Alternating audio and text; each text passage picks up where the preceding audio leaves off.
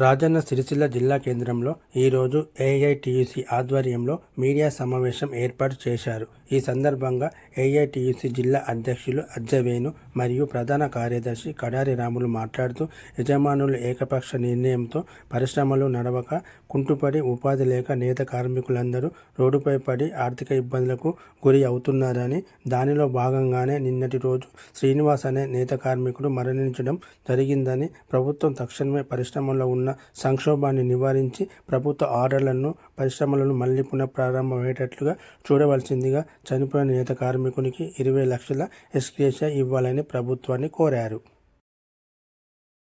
యజమానుల ఏకపక్ష నిర్ణయంతో పరిశ్రమ నడవక కుంటుపడి ఉపాధి లేక కార్మిక వర్గం రోడ్డుపాలు అయి ఆర్థిక ఇబ్బందులకు లోనవుతూ ఉన్నారు. దానిలో భాగంగానే నిన్నటి రోజు శ్రీనివాస్ అనే కార్మికుడు మరణించడం జరిగింది.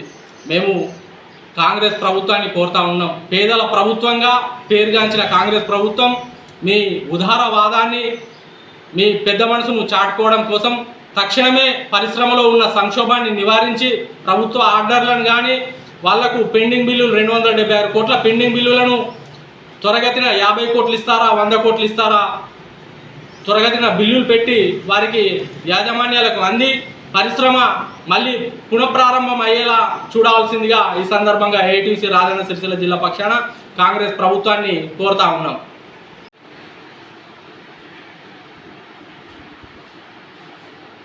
రాజన్న సిరిసిల్ల జిల్లా సిరిసిల్లలో ఈరోజు వస్త్ర పరిశ్రమ చేనేతన్నల ఇవాళ ఆకలి గోస అనేది ఇలా మళ్ళీ మొదలైనటువంటి పరిస్థితి చూసుకున్నట్టుంటే గత ప్రభుత్వం ఇవాళ ఆర్ఎన్ సబ్సిడీ అన్నీ బాగానే తీసుకొచ్చినామని చెప్పడం జరిగింది. ప్రధానంగా కార్మికులకు ఇవాళ యజమానులకు వచ్చే ఉపాధికి ఇవాళ తీరని నష్టం కోల్పోయినటువంటి పరిస్థితి గత ప్రభుత్వం చేసింది.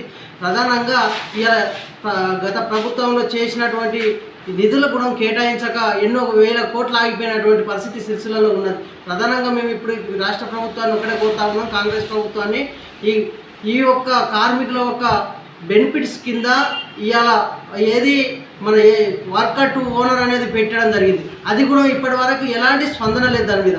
ఇలా కార్మికుల ఒక యజమానుల కోసం ధర్నా చేసి కార్మికుల ఒక ఇలా బంద్ చేసి కార్మికుల ఒక రెక్కాడితే తొక్కాడని బతుకు కార్మికులది ఇలా జీవన ఉపాధి 400 కూలి కూడా పడలేని పరిస్థితి ఇలా నేతన్న కార్మికులకు. ఇలా ప్రధానంగా మేము ఈ రాష్ట్ర ప్రభుత్వాన్ని ఒకటే కోరుతా ఉన్నాం, వాళ్ళ ఒక యజమానిలో ఒక సమస్య పరిష్కరించి కార్మికుల ఒక ఉపాధి కల్పించే విధంగా ఈ ప్రభుత్వం చర్య తీసుకోవాలని చెప్పేసి ఏఐటీసీ సిరిసిల్ల జిల్లా సెక్రటరీగా మాట్లాడడం జరుగుతూ ఉంది. ప్రధానంగా ఇలా ఒక కూలి ఆడ మనిషి పనిపోతే 500,000 రూపాయలు సంపాదించుకున్నటువంటి పరిస్థితులలో ఇలా నేతన్నలు వాళ్లకు రోజు పొద్దంతా చూసి నైట్ కూడా డే నైట్ పనిచేస్తూ ఉంటే ఒక 400-500 పడలేని పరిస్థితుల్లో వాళ్ళు మగ్గుతూ ఉన్నారు. కావున వాళ్ళ ఈ రాష్ట్ర ప్రభుత్వం వాళ్ళ ద్వారా కోరేది ఏంటంటే వాళ్ళకు ఈ ఉపాధి కల్పించి వాళ్ళకు కనీస వసతులు కూడా పనిచేసే చోట కల్పించాలనేది ఈ రాష్ట్ర ప్రభుత్వాన్ని ఏఐటీసీ డిస్ట్రిక్ట్ జనరల్ సెక్రటరీగా కోరడం జరుగుతూ ఉంది. అదేవిధంగా ఇవాళ చనిపోయినటువంటి శ్రీనివాస్ అనే కార్మికునికి ఈ ప్రభుత్వం కూడా ఇవాళ ఒక 20 లక్షల ఎక్స్గ్రేషియా ఇవ్వాలనేది కూడా ఏఐటీసీ జిల్లా సెక్రటరీగా కోరడం జరుగుతూ ఉంది.